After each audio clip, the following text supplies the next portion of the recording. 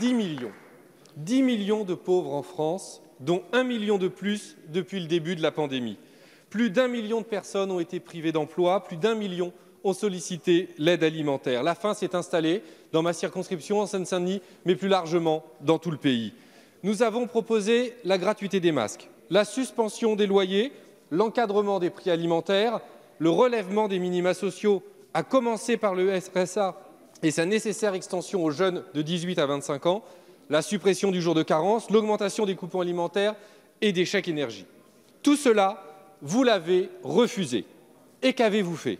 Un prétendu plan pauvreté que toutes les associations jugent indigent. Vous vous moquez du monde par pure idéologie. Et les conséquences sont dramatiques, pas seulement sur le plan social, mais aussi sur le plan sanitaire, car la pauvreté est un facteur aggravant de l'épidémie. Elle amplifie la contamination et la gravité de la maladie. Les gens se contaminent parce qu'ils ne peuvent pas matériellement respecter les consignes sanitaires. Ils ne peuvent pas changer leur masque. Ils s'entassent dans des logements insalubres ou surpeuplés. Ils ne se déclarent pas malades de peur de perdre leur salaire. Il ne peut y avoir aucune politique sanitaire efficace sans solidarité sociale. C'est à l'État, à la solidarité nationale de prendre en charge le soutien des personnes les plus précaires et celles qui sont tombées dans la pauvreté du fait du confinement.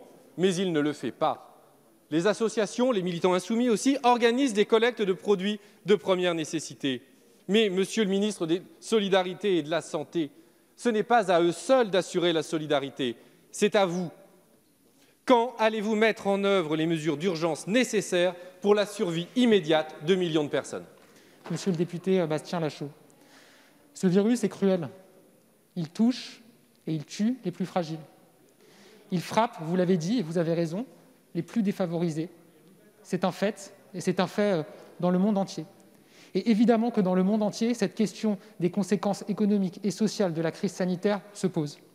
Et il y a peu de pays dans le monde où, dans un Parlement, un gouvernement est capable de dire qu'il a mis autant de moyens pour répondre à cette crise sociale. Vous pouvez répondre que vous n'êtes pas d'accord, que vous préféreriez d'autres chemins, mais dire que le gouvernement n'a pas été devant ses responsabilités sur ce sujet-là, c'est malhonnête.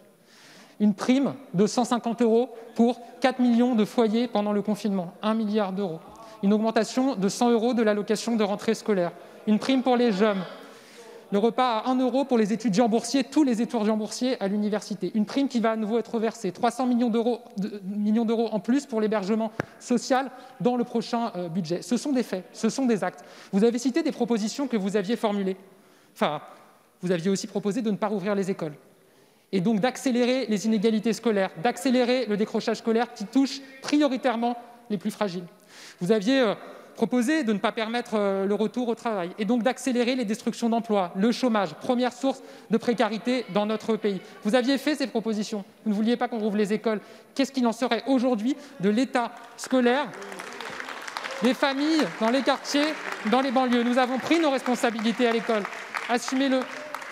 Encore une fois, oui, il y a des drames sociaux. Oui, nous y répondons. Oui, nous apportons des moyens colossaux pour y répondre et nous allons continuer à le faire.